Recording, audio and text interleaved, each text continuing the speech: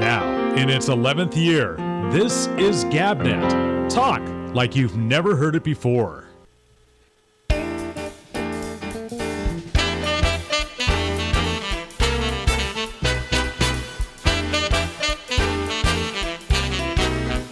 Hey,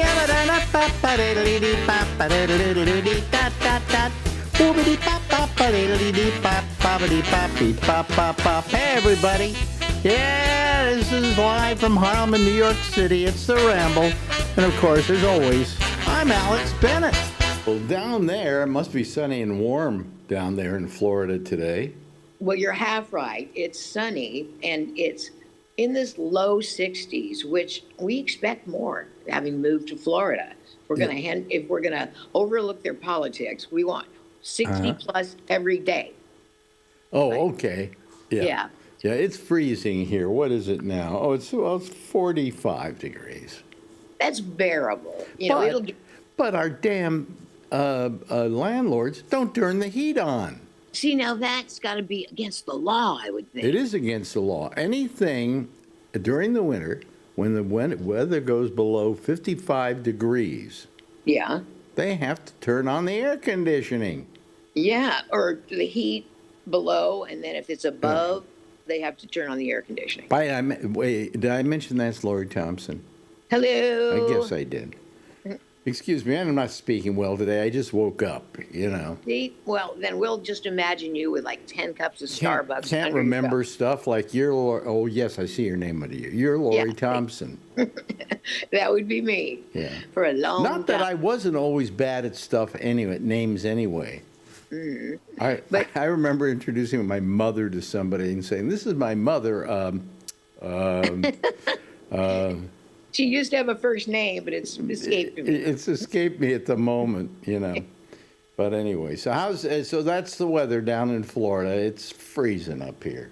Yeah, but I kind of take it in stride as long as I know the roads won't be icy, which they're not. Because in Des Moines, man, I went there. Gosh, I was there because I wanted to cover a presidential campaign from the beginning to the end, and I knew it started in Iowa, so I went there for that specific purpose, and it was a very good career decision because I got to hang out with Trump and Newt Gingrich. They had this for a whole day. I just kind of shadowed them, and they were so funny. They were really fun, and then I was like, what happened to that guy that I hung out with in Des Moines? He became president, and he lost his sense of humor. He lost everything. He's losing his mind right now. he's I mean, I just throw up my hands. Words pale when you're trying to describe. So how long ago was that? What campaign was that? When? That was, I want to say, 2000, was it 14 or 2000 or whatever the election was in the mid 2000s. When he won? No, the first time he didn't win. That was 2012 then. Mm-hmm. Yeah. And then. Well, he didn't get the nomination. No, I can't remember the particulars, but I know that would have taken place before I got to Des Moines. But I know at that time he wasn't even a dark horse. He would just, but they were funny. He and Newt. Yeah. We had fun. Well, I had fun with Newt Gingrich once. Yeah. Yeah, I invited him on my show at Sirius XM. Yeah. And he came on. And I treated him okay. I didn't ask him any real hard questions. Yeah. The reason I didn't was because I wanted to have him back a second time. Right. Very good strategy. Right? Because, so the next time we asked him, oh, of course, Alex, I love that guy. Yeah, he was terrific. Yeah. And then you go in for the kill. Well, I had a question already for him. Yeah. I said, are you a religious man? And then he gave the typical Republican answer, oh, I'm very religious. Yeah, or I'm not religious, but I'm spiritual. I'm very religious. I said, then can I ask you this question? Why do you do all those talk shows on Sunday? Yeah. Isn't that designated by the Lord as a day of rest? Mm-hmm. And you didn't get to ask him this, or you did? He said, I go after church. Yeah. I said, they tape Meet the Press 8 o'clock in the morning. I mean, I kept going at him with this, and he got all flustered and everything. Yeah, because I'm sure they're trained to have a pat answer. Oh, And- yeah. Oh, they always go, yeah, of course I'm religious, I love God. I go to church every Sunday. Then when do you find time to go to all those talk shows? Yeah. Oh, I love God. He's Because on top of it, when you're through going to church, you're supposed to go home and rest. It's a day That's of rest. right. And reflect. And reflect. Yeah. So that was my, and the only other time I met up with Trump was he walked right past me. So that was my, And did you exchange pleasantries? Well, you may remember when it happened. They were doing the show from Vegas. Did you come to Vegas when we did the show from Vegas? And the big tall thing, that tower they had? Yeah.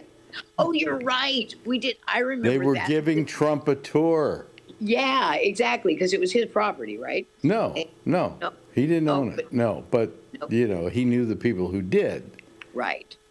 They all hang out together. And so they were showing him the joint, and he walked right past us. We tried to get him into the studio, but we couldn't. So Yeah. Oh, DT. But I remember that. Yeah. And they couldn't. They built a skyscraper with a roller coaster at the top. Yes, it didn't work because it was dangerous. Too windy. Yeah, it was too windy. They never could get that working. That thing, I forget what they call it now, is Stratosphere. It used Stratosphere. Yeah, you're right. See, I forget. I'm old. I'm turning 86 next week. I know, but I can't believe it because you don't seem. I mean, you seem like you're 44, which you were when I met you. Yeah, I'm sure. Anyway, so what I'm saying is that now I forgot what I was going to say. Oh, we were talking about Donald Trump just walked on. And the Stratosphere, and that was a big mistake. The Stratosphere, it really was. Yeah, It was designed by a very mono-minded architect who didn't factor in wind, who didn't factor in climate. Right. He was just interested in making a fancy design. And we were there for the opening of it, basically. That's why we were there. Yeah, because my mom flew in to meet us, and but my mom neither drinks nor gambles. So I had to come up with things for us to do. And we went to a gospel. That's probably sit in your hotel room and watch TV. That's about it. If you don't gamble or drink. Yeah, but I did find things. There were gospel choirs from all over the nation, and they were gathered in Vegas for the finals. So we saw some great choirs. I'm sure. Yeah, and she loved that. And it was one of the pageants, probably the one that Trump had a thing to do with, like Miss America or Miss something, Miss Universe, Miss whatever or it is. Miss Adventure. Yeah. And so on a missed asteroid. Yeah. And we went to that, and she was tickled because, do you remember Rob Weller on Entertainment Tonight? Yeah. Yeah, he was one of those, brunette generic guys that came through. And he did his stand-up for Entertainment Tonight from her chair, from the end of her chair. So she was on national TV, and she thought I was just the queen bee for, and all I did was You had perhaps decided on the correct profession. Yes. Was there any time where your parents questioned your job choice? No, and this is a big step for my mom. You were on a trip, so I was substituting for you, and we had Lenny Clark and Bob Rubin on it. And they knew the mechanics of the show, that when we said, hello, caller, they weren't necessarily on the air. And so Rube lets go with this stream of profanity, knowing he's not on the air, with my mom sitting right there, and her eyes got, as big as saucers, and but she didn't say anything, or she didn't walk out. But then Lenny Clark called Rube down. You're using profanity in front of Laurie's mom, and and so we had actually, Reuben didn't use profanity that much. That was the funny thing. Yeah, but he was pretending to talk to some abusive caller who was venting. Yeah. So he offended us with a lot of F words. Oh, God. I didn't remember that. I don't remember anything.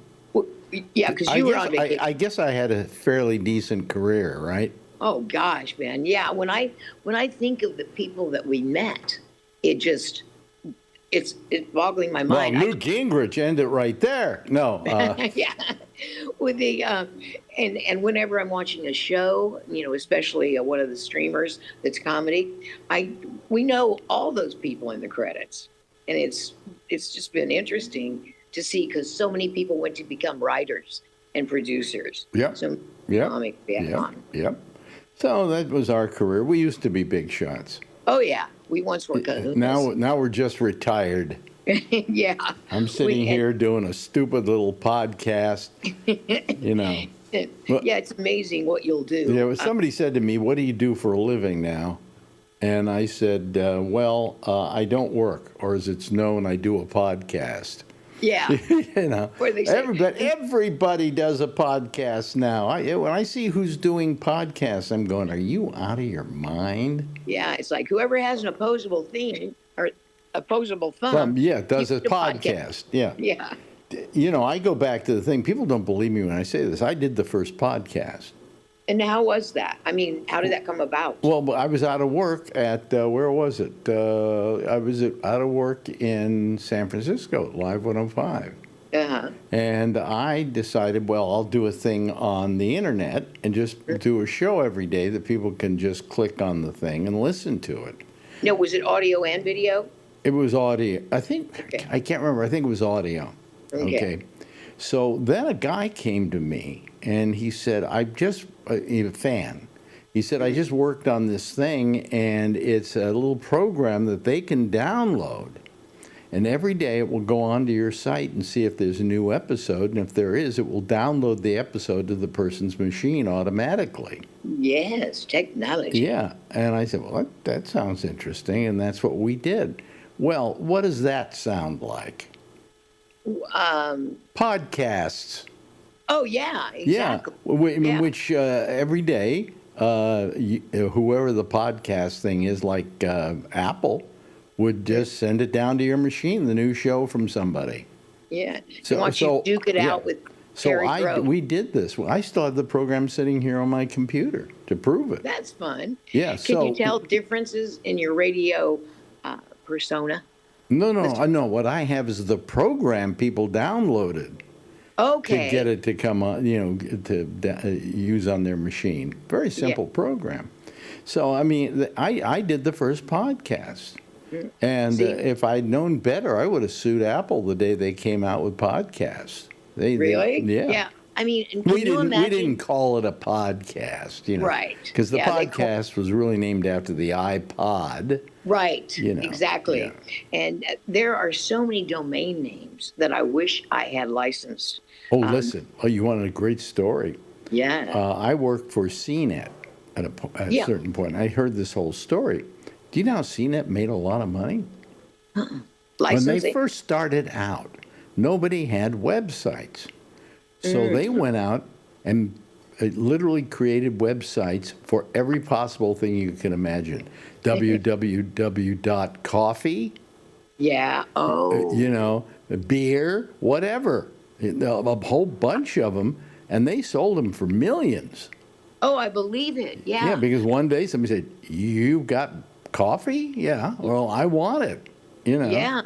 I mean, because I thought of that, but I didn't know how to go about it. Was GoDaddy? Someone said, well, GoDaddy's where you register. But how do you do it so it stands up legally? Well, I got Gabnet, and I like that name. I think it's terrific. Yeah. It's Gabnet.net because I couldn't get the .com because somebody else had it down in South America. Oh. And it didn't even it stood for global something. Yeah. And then they gave it up, and GoDaddy was selling it, and they got a hold of me, and I got a hold of them. They said, "Would you like this, domain?" And I said, "How much?" They said, $32,000. Whoa! I said, "Wait a minute." I said, "I'll pay you. I'll give you a price, and you go back to your people and tell them." In fact, he didn't even tell me how much he wanted.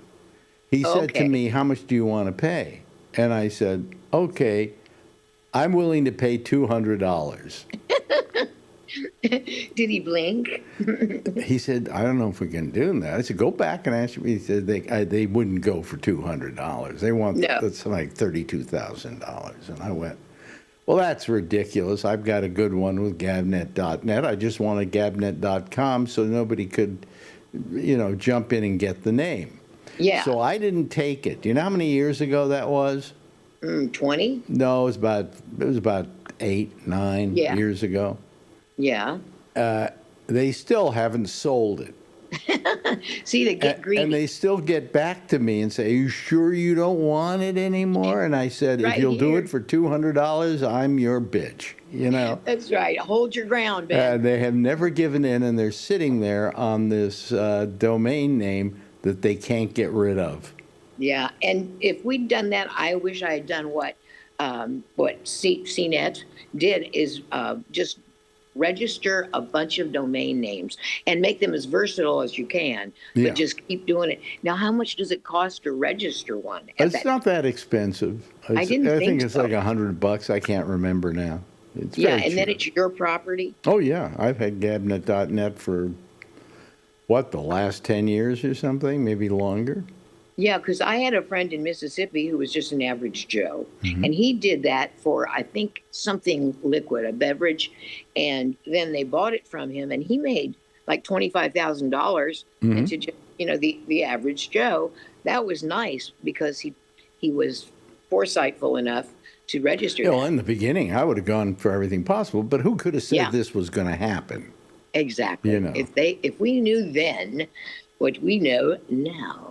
That we could have done it. Well, get this. I bought Netflix stock for $18. Yeah. And then I bought a little more when it went up to 24, I think. And so I only had total, I think, maybe 700 shares. Oh, that's a lot. But I sold it when it went to like 30. And I got a nice chunk of change then, but nothing like if I'd held on to it. Well, it's it keeps going up and down now, depending on the day and what the news is, and things this like deal that. with Paramount, right? Or they're fighting with Paramount. Yeah. How can I put it? I think Hollywood's really stupid. Everybody's complaining about we don't want Netflix to get it because Netflix will be, and then you got the movie company with another movie company. Well, to begin with, Netflix is not a movie company. No, it's Netflix is basically an aggregator who then pays for movies to be made, so they will have product they exclusively on their streaming service. They are not as much of a movie producer as they are a facilitator. I mean, people have gone in who, to begin with, do you know how much a person makes if they do a Netflix movie, a top actor? I looked. No, it's pretty much the same price for everybody. $20 million. Oh, my gosh. Now, these guys like Adam Sandler wouldn't make that kind of money from the studio. Okay. So they pay very well. And why Hollywood's complaining, I have no idea. Yeah, I think it's the whole idea of a monopoly. And then they say, well, then it'll be the number one streaming service, and then they'll have all that Warner Brothers stuff and everything, and they're arguing that that's going to be stifling to the business. What if you sell to Paramount? It's the same thing. Right. It's the same thing. I think. And who do you want them to sell to? Like YouTube? Come on. Yeah. They do what they do so well. And I think, Reed Hastings is he the guy that... Not any longer, I don't think. No. I mean, he pioneered it, right? Yeah. One of the ground floor people. Yeah. But I just think that was a brilliant idea. You could keep the movie as long as you wanted. Brilliant. And the way I found out about it, and it would have been in, I don't know, the early 2000s. After you left, I worked with Don Blue for a while. A really good guy. Yeah, great guy. The kind of radio we had to do for Clear Channel I wasn't enthused about it, but he's a good guy. And we had on the show a guy that worked for this embryonic company out of Silicon Valley and told us the concept You can rent. The DVD comes to your house. There's no due date. And I said, what's the name? And he said, Netflix. And I said, are you a public company? And I think they just become a public company. Yeah. So I went right. That's when you bought it. Yeah. Yeah. They got very smart. At one point they said, DVDs are going to go out. So let's start allowing people to subscribe to a service where they can watch all the movies they want to watch. Yeah. And that was great. brilliant. That was brilliant. And now they have like 300 million subscribers worldwide. Yeah. And, don't blame them for that. They were successful. And don't you want to go with people who are successful? And here's the reason. A lot of people are saying, well, Paramount's offering a lot more money, and they're willing to buy the whole kit and caboodle. They're willing to take CNN and all of that. Mm-hmm. And all that Netflix wants are the movie companies and the streaming services. Okay? Yeah. So theirs is more focused. And they're willing to pay less for that than Paramount is willing to pay for the whole kit and caboodle. And you'd wonder why the people at Netflix, not Netflix, but at Warner Brothers would go with Netflix, or instead of Paramount. Well, the reason they don't want to go with Paramount, and this isn't made a big deal of, is that Paramount is offering up a lot of money they're getting from Trump's son-in-law, Kushner. And where's his money coming from? Saudi Arabia. Oh, wow. So a large amount of this money they're willing to pay is coming from Saudi Arabian government. And nobody mentions that. Yeah. I know the whole thing sounded so like Trump having some buddies over to the White House and hanging around the Oval drinking Guinness and cooking this up. Yeah. Well, they decided, hey, we're going to go with Netflix. Mm-hmm. But all Netflix has done wrong is they've been successful. Exactly. Envy. So it's a lot of Schadenfreude waiting for Netflix to fail. Yeah. I mean, Netflix ruined the movie business, therefore we're against them. Hey, look, they just came up with a better idea of distribution. Mm-hmm. Exactly. Yeah. In other words, and it captured the movie lovers, because a lot of people, just by virtue of their age or their location, don't get out to movies, where you go to a theater, a cinema. Yeah. And so I thought that they were just right in the right place. And then they decided to make their own shows. Yeah, and Amazon's doing it too. Yeah. Amazon, good content that they're creating. Yeah. Amazon is trying. Yeah, they're trying. They're not quite up to it. But the fact is that and by the way, Amazon, if they were going to buy, they own a movie company already. They own MGM now. Yeah. So you're going to be hard pressed to find someone who doesn't have that established interest. I mean, do you want HBO to sit there losing money year in, year out because you aren't willing to let them sell to who they want to sell to? Yeah, which is crazy to me anyway. But and HBO produces some great documentaries. What Netflix has said is, when we take over HBO, nothing will change. Not one person is going to be fired. That's pretty good if they can. Well, because they figure that with the movie companies and stuff, they don't have that kind of talent over at Netflix. You mean managerial? Yeah, and so on. So they want it to be successful. So they want to keep everybody. They've sent a thing out. I got one from Netflix saying, we plan to pretty much keep everybody, except where there's extreme duplication with our company, and then we'll have to figure that out. Which is what I think that we are right now, companies like Netflix that actually care about the big picture. It's not just bottom line. Well, I think Netflix, if they're buying Warner Brothers, which includes the whole Warner Brothers output, plus a couple of other companies too. They own the old RKO pictures. I love their opening logo. Yeah, and they own all of MGM, which includes The Wizard of Oz and Gone with the Wind and anything else you want to name. If it sings, dances. Yeah, Singing in the Rain, So there is a large amount of stuff there that Netflix could run on Netflix. You know. And the public would love it. Yeah, yeah. So Subscribers would. if for the public, it's better all the way around. Netflix is a good company to do it with. They're not known as a horrible company. Right. You know, they don't. You never hear bad things about Netflix. Yeah. And you don't hear Adam Sandler complaining about getting paid $20 million for every film he sells to them. Yeah, he never says, that sucks. Yeah, I don't want your damn money. Yeah. So anyway, it's a shit show that's going on, and with Hollywood complaining, I go, oh, come on. You know, this isn't going to ruin Hollywood. You know what ruined Hollywood? Hollywood ruined Hollywood. You know, and the fact that things are changing and the methods of distribution are changing, get used to it. That happens all the time. Right. And there will be another technology that someone who's very observant will observe and say, hey, this is what we're going to do to get that market. But, you know, the thing is, Netflix has just become another method of distribution.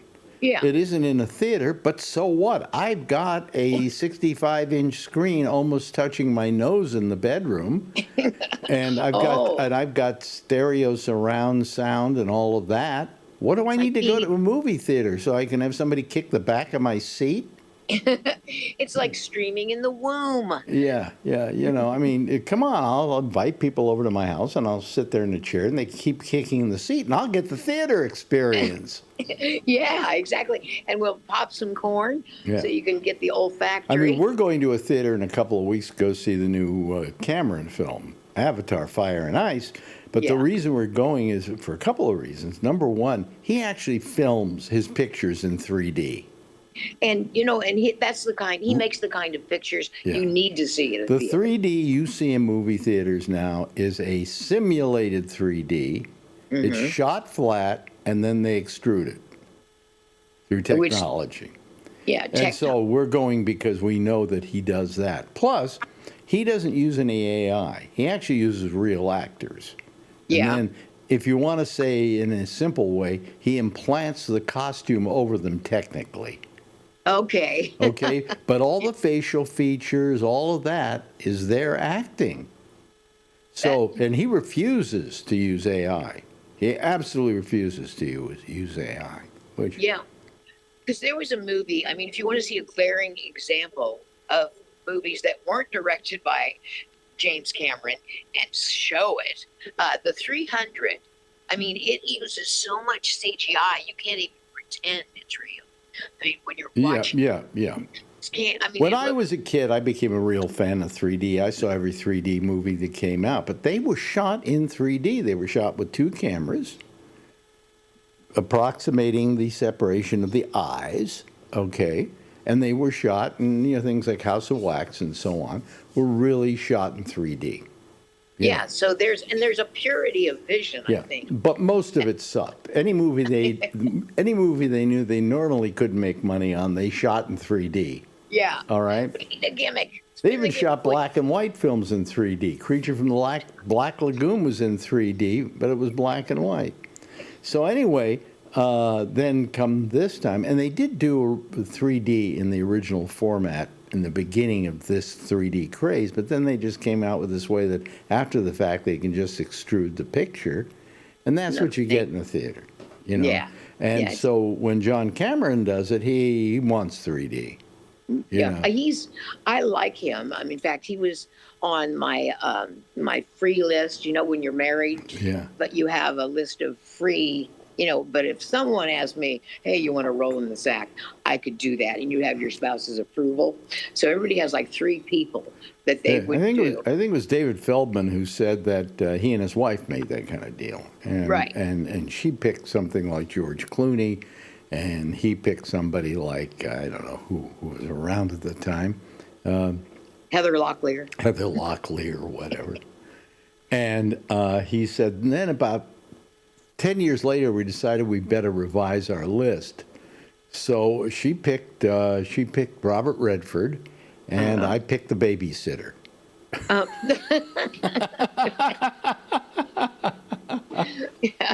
Elizabeth Shue never looked so delectable. Yeah, but anyway, so I mean, it's funny, but what's happening with the movie business and so on. But they don't understand times change. Oh yeah, and the mesh of technology When times has just when revolutionized it. television came in, movies had to change to get Right. people back into the theaters. That's why 3D existed, to bring them back into the theaters. Anything it would take to get them back into the theaters. So. Yeah, give them something they can't get Yeah. at home. But anyway, so I really they gotta grow up. They gotta realize that times change. And so what if Netflix gets? And the one thing about Netflix is they will appreciate that backlog of films and so on, and probably take really good care of them. Where Right, and- Paramount doesn't give a crap. Yeah, I remember Paramount. I mean, decades ago, when Robert Evans ran it. Yeah. And they had, and that was what movie studios were supposed to be, or how this Coke doing, Well- bigger than life executive at the wheel. What's strange about this whole thing, by the way, we're running way over. We're 5 minutes over, and we may go longer than that, so to hell with There. everybody. But anyway, so the unusual thing about this is that there was what they called a decree back in 1948, where all the movie companies, for instance, owned the theaters the movies were shown in, and they had to get rid of them because Yeah. they considered that antitrust. So that was a big deal. But at the same time, what happened was certain companies had to sell off all their Theaters? all their films. Oh, okay. And guess who? I think, was it Warner's or was it MGM? No, it was Warner. I'm trying to think. One of those companies, okay, bought up, sold out all their inventory, and that All was their movies? to Paramount, from Paramount. I think it was to Warner Brothers, but I'm not sure. It might have been that or MGM. Yeah. Anyway, those pictures now I think have reverted to other companies, but the fact is that they bought up had a lot of films from Paramount. All the pre-1948 Paramounts were theirs. Yeah. Do you Yeah. remember too when a movie, it was on TV from the theaters, and it was a huge deal, like when they showed Gone with the Wind for the first time in the 70s on television. On It was television, a yeah. huge deal. Yeah. And then they don't do that so much anymore. Because I mean, Jay Kelly, the latest film with George Clooney, I don't see it playing at the theaters at all. But I was able to stream it just Yeah. after I heard the radio interview. By the way, last night we saw maybe the best movie we've seen this year, What? and I don't see it on any of the lists at all. Do you know who Jane Squibb is? I don't. She's how old is she now? She's the 96-year-old actress Yeah. who stars in this film. And it's directed by, what's her name? Oh, God. Greta Gerwig. No, my mind just went blank. Scarlett Johansson. Oh, okay. Directed by Scarlett Johansson. It's called Eleanor the Great. And it's just, after we watched it, we said, this is the best movie we've seen all year. This is And- just a great film. Jane Squibb. Jane What's the Squibb. name again? Eleanor the Great. And the picture was just wonderful. And it's all about this old lady, and she's living in Florida, and her best friend, who she's been living with for 10 years, dies. And she moves back to New York to be with her granddaughter and her son. And she goes to a synagogue, and they have this group, this support group. But it turns out it's a support group for Holocaust survivors. Oh. And since her friend was a Holocaust survivor, she starts telling the stories her friend told her, Oh, wow. trying to fake out everybody that she was a Holocaust survivor. And one thing leads to another, but it's a wonderful film about how this woman really changes lives by telling a lie. Whoa. Yeah, It's a Eleanor the great film, great performances. Jane Squibb is a national treasure. And Scarlett Johansson is an incredible director. Yeah, I think she will be very monumental in the things she does. She Yeah. ends up doing. It's called Eleanor the Great. Anyway, I better go. Okay. All You right. know. We'll do it again next week. We will. We'll do it again next week if your husband allows me to. I have to Yes. get his permission all the time, because you are my other wife. That's right. So anyway, ladies and gentlemen, her name is Lori Thompson. Goodbye, Miss Thompson. Goodbye, dear. Now, in its 11th year, this is GabNet. Talk like you've never heard it before. And of course, we love seeing Lori Thompson, and we'll see her again next week. And we'll have her as long as we can until she finally goes out on a cruise, which her husband is taking her on. It's going to take 3 months. Okay, well, anyway, we're going to try and do stuff with her while she's out on the cruise in whatever country she might be in. Anyway, we got a whole bunch of people. They're kind of waiting here. They're kind of mad at me because it's 10 minutes past the hour and we just started to do this thing. So let me just admit them all. And let me see what happens here. Let me do this, and there they are. There's Kevin. He's up in his new home up in Oregon and getting it all put together, I guess. And there is our good friend Alan. And also there's Charlie. Hey, Charlie, where are you? You look like you're in a different location. Yes, I'm in my bed. Oh, okay. All right. I thought maybe you were back with the girlfriend or something. Oh, heck no. Oh, heck no. Oh, boy. Well, we won't get into that little piece of information. Anyway, how you all doing this evening? Good. How's Good. how's everything up in Oregon, Kevin? What? It's been raining. Can you hear me? Yeah, I can hear you. Yeah. Okay. Okay. I've got my computer all Frankensteined out here. I got wires everywhere. Yeah. Yeah. You've got it temporarily put together, right? Big time. I literally got it on about half hour ago. It's And pretty. it's been backing up ever since. Well, the simplicity of what you're doing is kind of okay, isn't it? I mean, it's not a, it's not a Well, problem. no, the hardest part is finding where all the cables I put them, and labeled the bags and everything else. But you get everything taken out and you can't find shit. Well, we do a thing on Saturday night, just he and I and a couple of other people, Patrick, and we talk about stuff.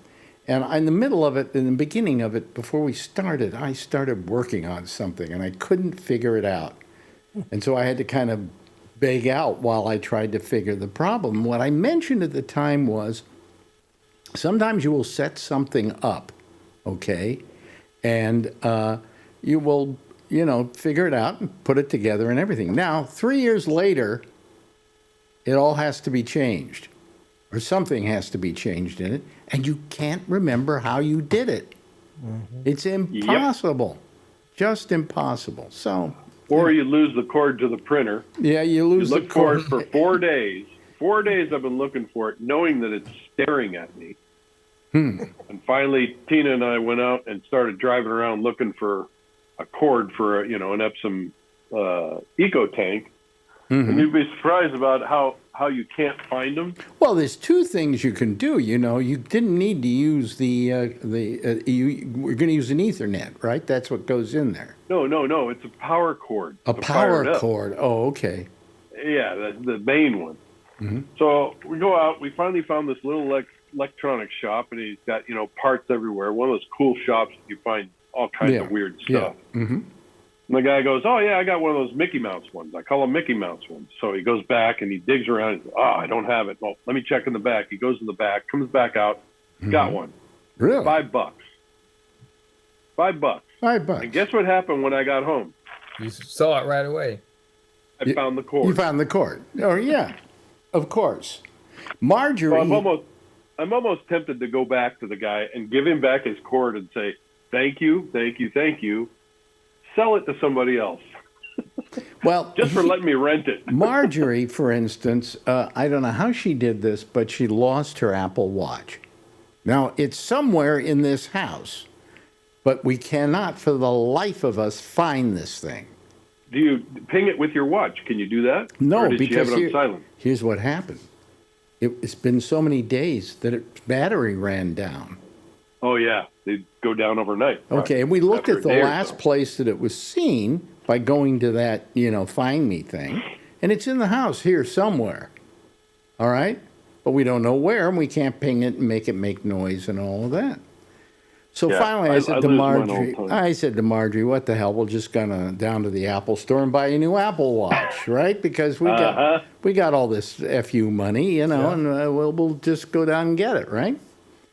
But we know the minute we buy that new Apple Watch, what's going to happen? Yep. We're going to find the old one.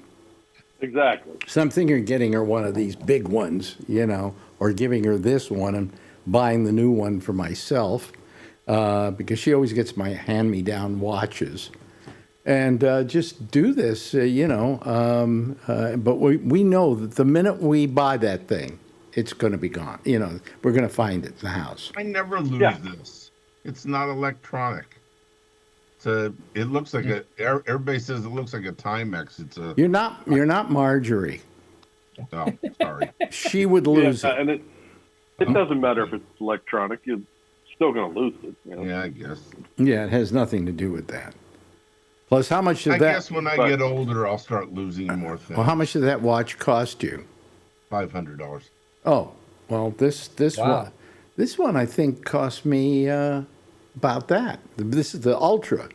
Yeah, well, this is not an Apple Watch. This is a simple watch. It's made by Citizen, and it's got the blue panel. I don't know if you can see it. The face of it is a solar panel. So wherever you leave it in any light, it recharges. And if you get it fully charged, I don't know how you'd know if it was fully charged. You can leave it in a dark drawer for 6 months and it would continue to run. How old is that one, Charlie? Oh, this is only a couple of years old. Oh, but really? It's $10 at Walmart. I don't think I spent $500 on watches in my entire life. Do you know, I remember when the first digital watches came out, and they were like I think they were called a Pulsar, if I'm not mistaken. Yes, and right. they were they LEDs? LED. Yeah. LED. It's a little red, and it just said the time, 8:19, whatever. Right? Didn't do what this watch does. The thing cost like $1,000. Yeah, my father had one. Yeah. Yeah. It was really state of the art for its time. It was state of the art, but I couldn't see that when it just had the time on it, Yeah, Now these things do everything. You can send me a message on Facebook, and I'll get the message right here on my watch. That's a better view, Kevin. I'm trying to figure it out. I'm just You don't trying to have get the the bright light. light behind you, and Yeah, I'm trying to get the light glares out of here. Yep. Looks Yeah. a lot better. That'll work. Yeah. But is that going to be your office? get better. Is that going to be your office where you are? Yeah. Yeah. Yeah. So good. And has the wife moved up with you now, or is she there? Oh yeah, we're all here. We're not going back. Yeah. Yeah. Has the daughter come But over we to still visit? had to pay our taxes today. Oh yeah. This is what do you mean your taxes today? What taxes? On the old house. On the It's not old, sold yet, so on I the gotta old pay house. on both of them. Oh, good. Wonderful. Yeah. Yeah. How's the all sale? right. How's the sale on that house going? It's going on the market officially tomorrow. It's Oh, unofficially okay. on now. All right. Yeah. Okay. How much you selling it for? A lot. What do you mean a lot? Come on, give me an idea. Just under 800. 800,000? Yeah. Oh, okay. I thought I meant $800, in which case I'd buy it. Yeah. Yeah. No, you're not going to get another one of those good deals you got. $800,000. That seems That's rather cheap cheap. compared to what Alan and Brian are talking about prices. Well, yeah, because I'm way south from them. Yeah. Yeah. I'm where all the San Jose people go when they can't afford San Jose. Oh, I see. Okay. Yeah. That's what we did years ago. Yeah. But you never bought that house, right? That house was your mother's? No, I bought it. Oh, you Yeah, bought It it. was You first bought it. How much you buy it for? $272. Oh, okay. All right. That was 26 years ago. So you'll make some money on it, you know. Yeah, but we bought another one, so it's kind of washing things out. Yeah. Now, how can I ask you how much that one cost you? You got a lot of land up there. How many acres? Under 7.25. Wow, that's nice. Yeah. Yeah. Yeah. Is it good fertile? I mean, you could grow marijuana up there, right? Probably good. But they got so many damn dispensaries in this town. It's ridiculous. It's like 7-Eleven. It's crazy. Every block has one. You know, we haven't been able to find the dispensaries in Manhattan. And the other day we went down to our dentist, and right around the block there are two of them, one on each side of the street. You know, and we don't have a lot of them Up in here in Manhattan. Oregon, they got big billboards along the freeway saying, "Need weed?" Yeah. I mean, the big giant sign. Oh, you know, because you got. You know property up something? there In Portland, the old right? days, we would smoke pot, and we would go, "Wow, illegal," you know. But now that it's legal, I bet people don't really give a good goddamn about smoking it. You know, it's all. Nope, It's it's all. just like booze. Well, were you a pot smoker in the old days? Way back. Way back. But do you want any now? Well, I've tried a couple times, but it's so damn strong. I don't want to do it. It is too. It is Nothing to awfully do with it. strong, isn't it? Yeah. Wicked strong. I have to go one slight this, right? Otherwise, I cough like you can't believe. And yeah, it's not. About 6-7 years ago, I went to a dispensary and I said, "I want the crappiest weed you got."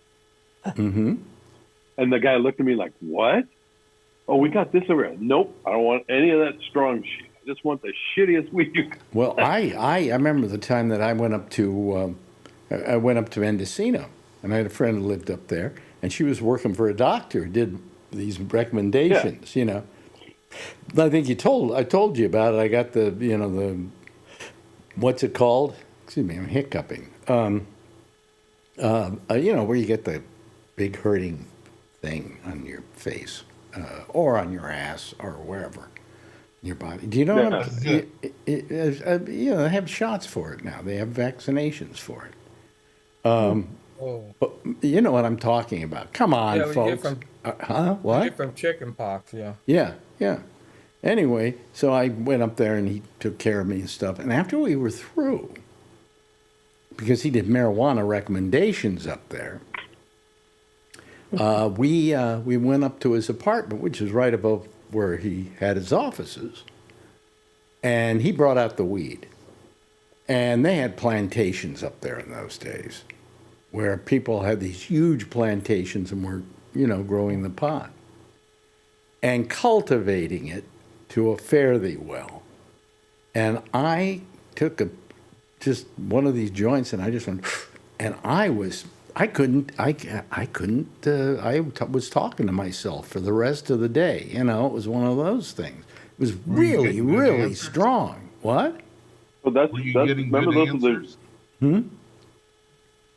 Wait a minute, one at a time. Alan, yeah? Were you were talking to yourself? Were you getting good answers? Yes, very good answers. Okay, good. I don't good. know if I understood it, but you Right. know. Anyway, Kevin? Yeah, that's where they started all the skunk weed. Oh, yeah. They turned it into a fine art up there. Oh yeah, And somehow the cops but never... that was Yeah. many years ago. And you think about the generational, because that was the big thing: was grow it, pull the seeds from that, then grow it, pull the seeds from that, grow it, and yeah. get all these generations going. Yeah. Now it's been what, 40 years. Yeah. And the only thing, by Like the that. way, you never sold or smoked the boy weeds. You had to do the girl weeds, right? Yeah, Because they were the only ones that were really strong, and that's where the seeds That's come what from. they They were refer the only to. ones that bloomed. Yes, Yeah. that's what they refer to as flower now. flower. Really? Oh, okay. Yeah, But I mean, it was some heavy crap. I'm telling you. yeah. And I wasn't used to it. And because it got that heavy, I never smoked much after that. Marjorie does all the time. She always has a little joint by the side of the bed. You know, I have my vapes, which I do at night to go to sleep because it helps make me drowsy. The indica makes me drowsy. So I do that every night, just a little bit, and it puts me to sleep. But let me put it this way, if I did it earlier in the day, I would fall asleep anyway. So, you know, it's done. Yeah, it's better to do it at night and have a purpose to it. But anyway, you weren't into pot, were you, Jeff? Oh, a little bit, many years ago. Mm-hmm. But then the doctors said, don't take it if you don't have to. Why did they say don't take it? Who knows?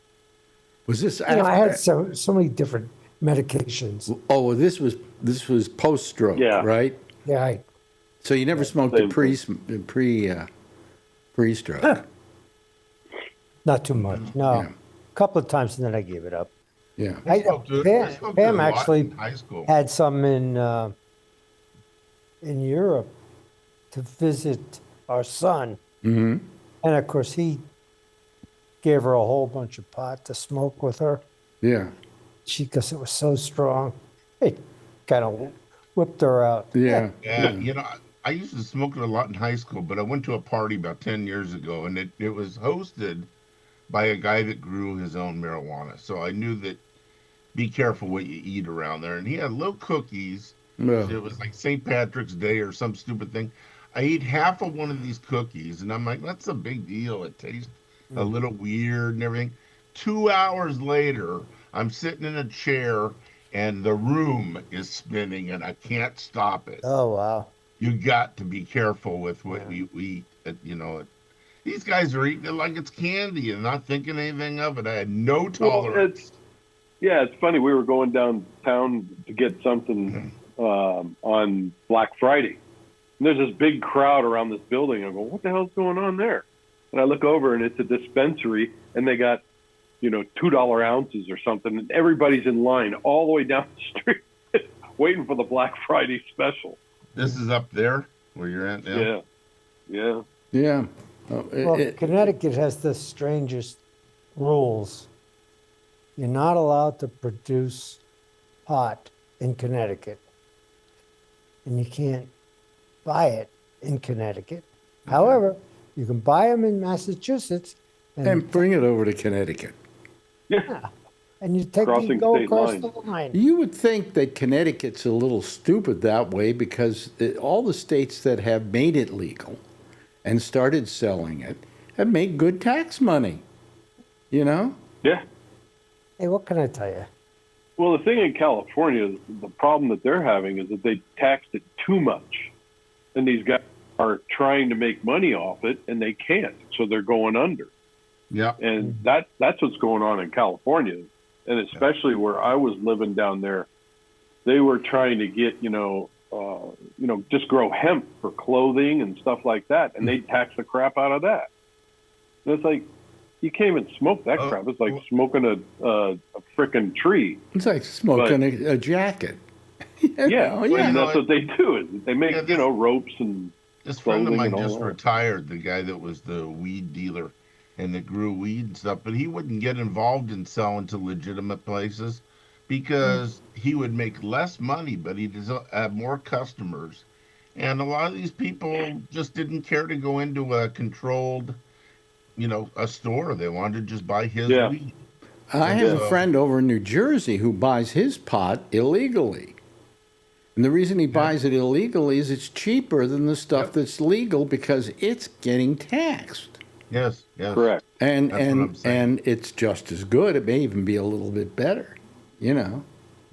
You just got to be careful now because of all this fentanyl and all this bullshit. They're lacing weed now Yeah. just to make it stronger. And it's like all you Yeah. want to do is go out and grow some and smoke it, But yeah, it's a weird time right now. It's still kind of like the Wild West out there. Yeah, well, Trump wants to stop fentanyl by stopping cocaine coming in from Yeah, just blow up a various couple places. boats. Yeah, but the thing is, by killing the cocaine, what you're doing is you're encouraging people to take what cocaine exists and add fentanyl to it. Yep. You know, so it's much more dangerous to be doing what he's doing, but he doesn't know. They don't know any of that, you know. Yeah, they're two different types of drugs. The cocaine is an upper, fentanyl is a downer. So I don't know why you'd want. Well, let to me say this. Cocaine, how dangerous is cocaine? Very, Very, why do you say very? because you can overdo it, and it's not good for you. Suppose you don't overdo it. Then you're probably okay. I mean, look at you. Look at all the coke you've done. Well, it's true. No, but it's true. But I never That's did with it. anything. I never did it to excess. And that's the point. And if you do anything to excess, it's dangerous. You can do water to Yeah, excess water. and it's dangerous, Yeah. okay? Alcohol. Alcohol is much worse than Much cocaine worse. ever Number was. one. So, But, but for- it's not bad if you don't abuse it, just like anything yeah, else. if you just do it a little bit, maybe do a couple of lines a day or something like that because you want to pick me up. Or have a It's- cocktail one night. I've never same known thing. anybody that's been, that's had a problem. The only time they have a problem is when they get just horribly addicted and go crazy about it, and they Yeah, spend a yeah. lot of money on it. And if they got the money, it's like Robin Williams once said, "Coke is God's way of telling you you're making too much money." Exactly. So I mean, but I don't see Coke as the most dangerous drug. I think the most dangerous drug is alcohol. Alcohol. I have no Alcohol. doubt about it. I had my best friend died from alcohol. Yep. Yeah. And alcohol is the worst there is. And it's legal everywhere. Yep. And it's legal everywhere. Yeah. Yeah. And pot, is that more dangerous than alcohol? No. Is Coke more dangerous than alcohol? No. Not unless you use it like you would use alcohol in the excessive way. Yeah, with fentanyl though, fentanyl's Fentanyl's a different thing altogether. I'm not sure why it became so popular. It became popular with heroin addicts because you got to get a big chunk of heroin to last you a week. Fentanyl, you only need like 3 or 4 milligrams, and it keeps you high for the week. And Correct. it's so much stronger. It's like 100 Well, times stronger. to begin with, heroin is not as dangerous as alcohol. Believe it or not. Probably. No, I've read. depends on how you do- it I've read depends on how books. you get I've read involved. books on heroin, and there was one book I read called "The Heroin Myth," and the myth was that that you could die from it and a whole bunch of things, And the thing was that the heroin used moderately, used as a what they used to call them weekend addicts. It gets you high, but if you don't use it, I think they said you have to use it for 6 straight weeks before you get addicted to it. And the reason you get addicted to it is because your body needs a thing called endorphins, like when you hurt yourself and all of a sudden you ever fall down and all of a sudden your leg goes numb. That's, endorphins kicking in. Well, if you're a heroin user and you become a constant user, you lose your ability to create its own, what do you call it? Heroin in a pill form. What is that? Norco. It's a like Viking. Yeah, but what I'm saying is that you're not going to. Where was I going with that? I forget now. Have some more weed out. It must be the coke or Just the the- weed. Yeah. You were just talking about the abuse, and Right, continuing abuse. Yeah, well, if you abuse it, it's going to be a problem. But anything you abuse becomes a problem. But Right. what happens is it turns off your ability to make endorphins, and so therefore, what you're desiring is the endorphin. Do you know why people run really fast? It's called a runner's high. Runner's high. And what it is your body, in order to take care of itself, because it's feeling great pain from running too hard, creates endorphins, and you get this runner's high. It's no different than a heroin high. It's the same thing. That's why people are addicted to running. I know a lot of people listening to me right now are runners going, no, I run because it's healthy. No, you run for the high. I'm sorry. It's got to, because I don't want the high and I don't run. That's right. I don't either. You know, that's the one drug I've never At our tried. age, that would be dangerous. That's the one drug I've never tried what was that? Was heroin. And I never tried it because I didn't like the idea of what it would do to me, which is just make me really dumb and tired and, you know, kind So it of. depends on how you do heroin. A lot of people do it on the street and shoot it up and get infections and die. Well, that's the other thing, too. If you smoke that's the heroin, side I of would heroin imagine. that's a problem. Yeah, yeah. Well, you see, but what happened is, why are drugs dangerous? Because we make them dangerous by making them so highly illegal that you can't have any kind of structure to make them safe. So you go have guys going out, they're shooting themselves up with needles, and AIDS happen because of that, and a lot of other things, you know. You get infections in wherever you're shooting up. Oh, yeah. Terrible, Yep. terrible. Yep. And I don't like the way people are when they're high on heroin. They're obnoxious, you know. Absolutely. Until they fall asleep. No, they never fall asleep. Here's what happens. You ever notice a heroin Nod addict? out. No, they stand on a street corner and they start going towards the ground. And you're Nodding sitting out, there yeah. waiting for them to fall to the pavement. And That's always before fun. they ever get there, just as they hit the pavement, they get right back up again. Yeah. And I never could figure that one out, you know. But I mean, heroin is probably the least dangerous, believe it or not, except that we have made it dangerous by the nature or illegality of it. And we've also prevented people from trying to really seek help. That's the other problem with We it. ought to put the drugs in vending machines in the store so anybody can buy them, just like they do in the South. You can buy guns and ammo out of vending machines in stores. Well, I always have maintained that, you know, we would do well to make everything legal. Some of it not the same as others. I would make, for instance, heroin legal that you had to have with a prescription from a doctor and that a doctor was watching you, okay? Yes. There are other drugs like cocaine where I go, you know, I mean, if somebody's going to spend all their money on cocaine, it's the same as if they spend their money gambling or all their money on alcohol or a lot Another of other addiction things. that Huh? produces endorphins. You What? may What? not Oh, find, yes, gambling does create endorphins. You're absolutely correct. Yes. You may not find this funny. I found it funny. A friend of mine invited me to a party, and I was working in law enforcement, and Yeah. you can't be somewhere where there's illegal drug use going on. And some guy had this pile, must have been 3 or 4 ounces of cocaine sitting there, and he says, "You want a line?" And I said, "No, thank you." And one of his big Bubba buddies grabbed me and says, "You're gonna do a line." And when he put the line down there and the hill was there, I put the little hose to my nose, the little thing you suck it in. A straw. And I blew it. I blew, and all the cocaine went everywhere. Oh, you did a Woody Allen. I don't know. Is that what Woody Allen did? The guy that had bought the coke was not happy. No, I can imagine. I got to tell you this story. This happened so many years ago. I guess I can tell it unless the cops are going to bust me for this. But my friend Steve Gruberg knew this guy, who, among other businesses that he had, his main business was phone sex service. So he had more money than he knew what to do with.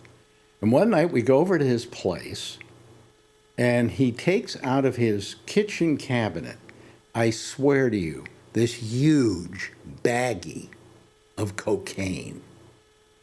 And he goes out to his dining room table, which is a huge dining room table, and he it's kind of a circular dining room table, and he starts drawing a line from the center and all the way out to the edge of the table. It In a must have been, circle? I don't know how many miles that line Oh, my was, but God. it was huge. And he said, "Okay, get your straws out. Let's see if we can get to the center." And we did that. And I swear to you, I did not sleep for 3 days. I'll bet. Did not sleep for 3 days. I finally found out there was an unpleasant amount of coke that you can take, you know. And Oh, I you don't, can- you I can don't think I did. overdose I on don't think I cocaine. did it after that. No. You can overdose Oh, on I cocaine. think so, but I don't know exactly knows? what the overdose, how the overdose manifests itself. Your body is used to a lower dose if you do it like on weekends maybe or something, and you get a higher dose. You get so like cocaine is normally on the street. You buy it from somebody that little $5 baggie, Baggy, $10 yeah, baggie. yeah. And it's 20% pure, and the rest of it is just sugar, powdered sugar or something. Yeah, But baby you go to laxative. you go somewhere. I'm just giving an example. You go somewhere and you go to a party and the guy's got 80% pure coke, and you do a couple lines of that, and that could stop your heart. It can? Yes. I don't know that. I don't know anybody that ever had a heart attack from coke. And I I've knew a seen lot of couple- people that did it, I've seen people that have died from. I mean, I wasn't there, but I mean, I was there Yeah. after the fact. They died, and the toxicology showed that they had too much cocaine. My main argument is that drugs are dangerous because they're illegal. The They're war not on illegal. drugs- They're not illegal because they're dangerous. Because That's God right. knows this government doesn't give a shit about you. Yeah, You know, for sure. they don't care if you die from this stuff. Neither does Trump. It's just that it's a good excuse to, try to go into Venezuela. Right. The war on drugs failed years ago. I heard about Venezuela. Whenever you talk about invading a country or going to war with a country, first question you have to ask is, what have they got that we don't have? Well, we You know, have one of their Venezuela oil- is the biggest producer in South America of oil. Yeah. They, in fact, Yeah. ship it to Europe. Yep. Well, Trump did something that I just don't understand. It was in the news today. I didn't Yes. get the whole story. Go ahead. They took control of a full tanker of oil. Yeah. And it says we're going to keep it. What? We're stealing oil from another Yeah. country? Right. Yeah. Yep. I mean, how crazy. We're thieves. Yep. See, He's a crook.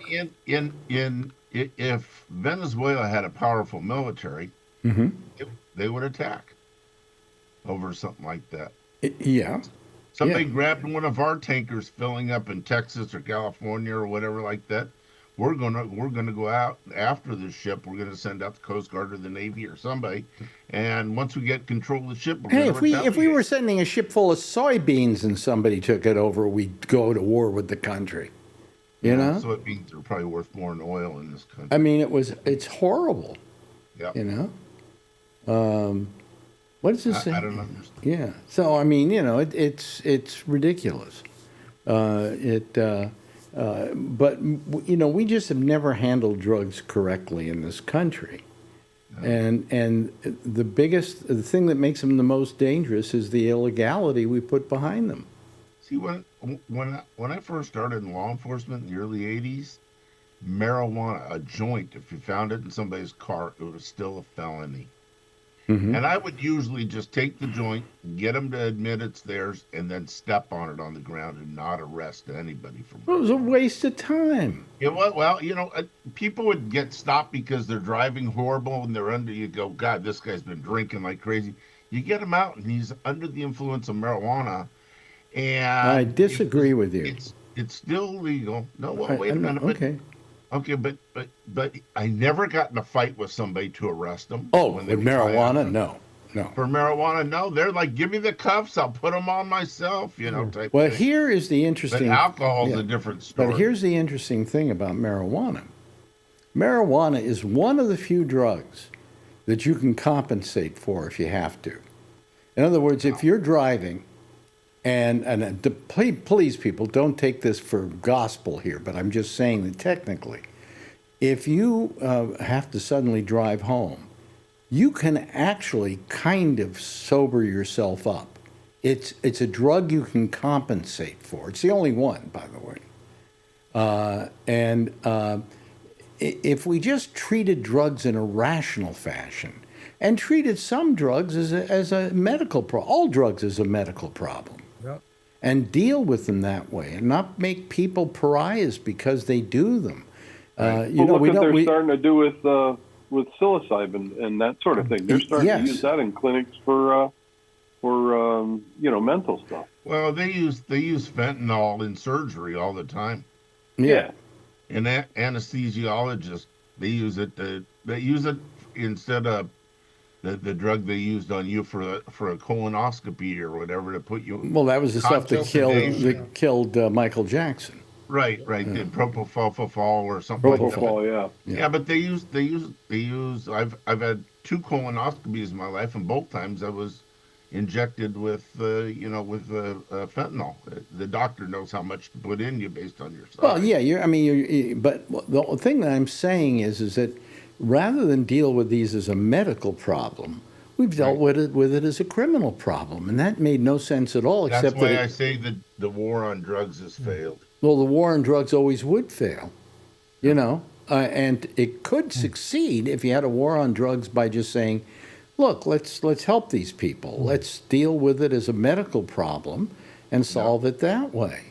But we don't, and so consequently, also because let's face it, how much an industry is out there surrounding drug interdiction? What did I see? The statistic is that we spent something like, I can't remember how many billions of dollars a year interdicting drugs. I'm sure we do. And the cost of buying all those drugs would be less. Probably. Okay, so why didn't we just buy the drugs? Yeah. We never did. Why? Because there's a business. There are industries behind people getting hooked on drugs. The biggest industry are the people who have medical programs that claim to be able to get people off of them. The police departments, policemen make a fortune by working for police departments that feel they have to have more police working on their police department because of drugs. All of this has become a gigantic industry of interdiction rather than an industry of reasonable thought about these things and how we handle them.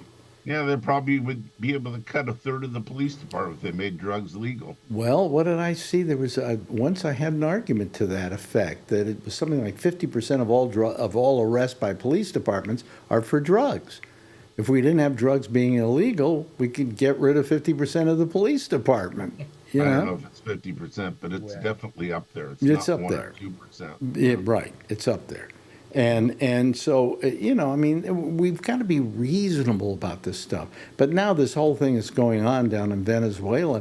All those drugs that supposedly they say they're stopping weren't meant for the United States. They were meant for Europe. In fact, they were being taken to some other port of call which would take them over to Europe. They weren't even sent to the United States. And quite frankly, none of those boats could make it here. Well, maybe Trump wanted him to celebrate his new ballroom. Well, he's celebrating his birthday. You know what he's doing? Yep. Quarter-pound hamburgers with the side. That's right, exactly. The side of cocaine. Here's what he's doing. All the national parks on national holidays have allowed people to get in for free. Okay? So they've been doing that for a long time. He's decided that he's going to do away with letting people in on, Juneteenth and Martin Luther King's birthday, and is going to replace it with Flag Day, which coincidentally, happens on the same day as his birthday. Yep, So for 'cause mine's the day after. it's celebrating his birthday and Flag Day, he is going to let you get into the parks for free, but not because it's on Martin Luther King's birthday or Juneteenth. How racist is that? Very. Very. Yep. No, I but still he's the most- understand all those black people that vote for him. Gee. Well, he says he's the most popular president among blacks ever. What I love is how one day he will say something and the next day he will deny saying it, even though we have video of him saying it. That's been going on for years. Yes, but it's just getting insane. Yeah. That's what It's happens like he when you doesn't end up give a losing shit. your mind. The other day he had that happen, and then he said to the woman who asked the question, "And you're stupid." Yeah. All women are Yeah. stupid. All women are dumb. All people have all the people he Calls doesn't them like pigs and everything, have low yeah. IQs. You know, I don't think his IQ is that terrific, you know? I mean, and then he always called Sleepy Joe. Come on. Yeah. Oh, Come God. on. Who's sleepier? Yeah. Anyway, it's amazing. Somebody I wonder wrote what here he your only num- got 13% of the black vote. Yep. I can't believe that 13% of the black community be that stupid to vote I for know. him. That's what I'm saying. Your show sold out in San Francisco in, I think you said 8 days. Yeah. I wonder what I can get for those tickets now. Why did you buy them all? No. I bought 3, and one was for a friend. And then I was stupid enough to tell one of my friends that used to be on this show, a Republican, I'll leave nameless, We know that I had a third ticket. So he told Brian Neary, who wants to bring somebody else, and I told him, well, that ticket was for somebody, and they wanted it, and they took it. And he says, so who you taking with you? I said, well, probably not Brian. I don't know. Well, no, we're giving Brian one of the comps. Right. I'm just making it, Brian wants to bring somebody with him, but didn't have a ticket. Oh yeah, he called me the other day. He wanted to bring somebody, and I said, "What? A new girl a woman you're going out with?" You know? Probably. And he said, "Yeah." You know, and I That's went, okay. "Well, you should have thought about that when the tickets were still on sale." And that's you know? why Phil opened his mouth when they were out eating and said, "Hey, Alan may have a spare ticket." Well, I gave Alan. We were Just going to tell give. him I'm still your date. Well, we were going to give Alan 2 tickets. Brian 2 tickets, rather. We're going to give Brian 2 tickets, and for one for his daughter. In fact, we were making exceptions so his daughter could get in. Usually, where you're serving booze, you can't get in, but it can be done if the father comes with her. So we had a ticket for her too, but she suddenly decided she didn't want to go. So that meant another ticket was available for somebody else, but they're all gone now. Well, we only got 10 comps. That's You right. know, these people at Shrek Fest or whatever this thing is. You have your Sketch Fest. You have your Sketchfest. ticket, right, Kevin? Yeah, Len said he forgot to put me on the comp list, and so Well, he, if something got me happens, let me know. yeah, Len got me a ticket, but I bought it, so no Okay. big deal. Oh, Len was very smart. Len bought up a couple of tickets just to be on the safe side so he'd have Yeah. tickets for other people. Yeah, I wish I had done that. I can't get my friends in. I have an old boss, Ed Cramp, wants to come to it, and I got to tell him I can't let you in, you know? That's what I'm wondering. How much can I sell that extra ticket? Well, it's only 380 seats, and I think Yeah. 20 of them are gone because we have to build an elevator thing for Will Durst to get on Durst. stage. Yeah, so that's even less. So it's a small house. They didn't think I could sell out a house, so they gave me the smallest house they could find. Yep. And if they give me a house twice the size, we'd probably sell all the tickets. Probably. Yeah. So. You were skeptical that you were that popular. Well, I always play that way, No, I felt we probably could sell that out. So I used to sell out the Frost Amphitheater, 9,000 seats. Okay, Yeah. so if I can't sell out 380 seats, here's the thing though: how many people remember me? When you come see that show. When I used to do a show, I used to have an audience made up of 20-year-olds, 30-year-olds. How old do you think those people are now? How old do you think the people in that audience are going to be? Yeah, it's a In bunch their of old 60s farts going and together. 70s. 60. Huh? Yeah, a whole bunch of old farts. I Absolutely. mean, Absolutely. I used to listen to you in the KMEL and KITS all the time, every day. Mm-hmm. And I'm 68. So how long ago was that? I was into my 20s. Right. Yeah. Right. So, 30. I left San Francisco. I left Live 105 27 years ago. Okay, I was still there for another couple of years at CNET and things like that, but the main thing was 27 years ago. And how old are those people now? So I've run into a few of them. I ran into during the elections. I was talking to a guy, and he was the bass player for Emerson, Lake and Palmer, and he said, "Alex Bennett, he's still there." he's He's still alive. well, it's He's the still old, alive? yeah, it's the old thing. Yeah, he knew about you too, and he was about my age. Yeah, So it's, we're all up there, but yeah. whatever. I used to have it here, but I don't have it here. Where did I guess I didn't bring it over. Alex Bennett is still alive. Yeah. Yeah. Yeah. So No, I used to want to go to those breakfasts with Bennett's and all that time, but I was always working because we had the radio on in the warehouse while we were loading trucks yeah. at 6 a.m. to 9 a.m. Yeah, then we listening. went off on our I own. got to tell you, listening to it on the radio was just as good. Yeah, it was. It was just as was. good. We didn't do any different show for the people listening than the people who were there. Right. So the only thing is, you got to see some people that you wouldn't normally see. Right. But I didn't know if we could fill that house, but I figured we would. But I figured if I said here, oh, we're going to sell it in a second, nobody would buy tickets. Right. So. It took a little while to get it spread around that you were going to. Oh, if I had to sell Yeah. that many tickets in the old days, doing a radio program and plugging it, I would have sold those things in about 2 hours. Yeah. Yeah. Maybe less. I had one show I did that I think had something like 1,000 seats or something, and it sold out in less than a day. That I know. So I think we did a thing Yeah. called Bob. You- What? He used to be somebody popular, I guess. Yeah, I used to be a big shot. Used to be a big shot.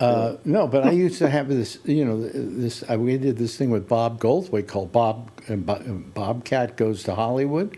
Tickets sold out literally in 2 hours, and that sure. was in a huge place. he was nuts. It was He the was Circle. nuts It was during the those shows. Circle Star Theater. We did it at. Yep. So I saw Barry Manilow at the Circle Star. I saw BB I don't know King. whether you'd want to admit that you saw Barry Manilow at the Circle Star or me. Yeah, because my wife said she saw him there too. Yeah. Barry Manilow, yeah. Yeah. Mary Banilow. Mary Benilow. Yeah, Mary Manilow. But Barry anyway, Manilow. yeah. He's still alive, still doing concerts. Oh, yeah, he's still Still doing them. stretching his face. Yeah, I remember I used to see him at the, they used to have a thing here called the Continental Baths in the hotel here. And later on it became, what do you call it? What was the sex place? But anyway, it used to be the male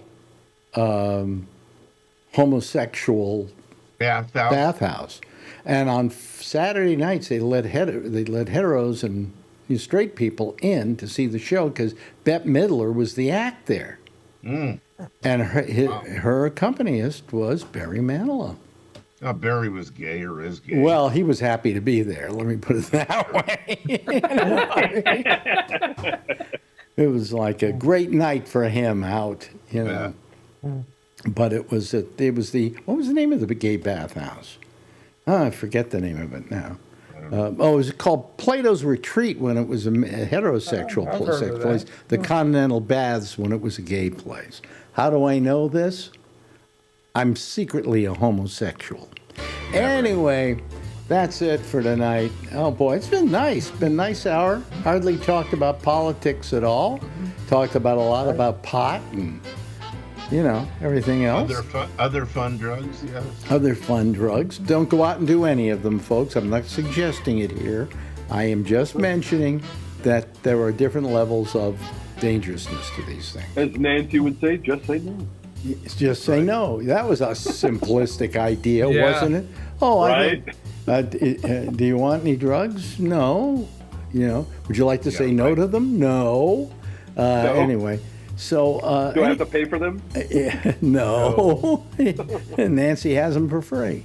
Anyway, listen, that's it for tonight. Thank you so much, Kevin. God, it's nice to see you all settled up there in what looks like a healthy part of the Not world. even close to live in. settled, but we're here. I'm glad to see you there.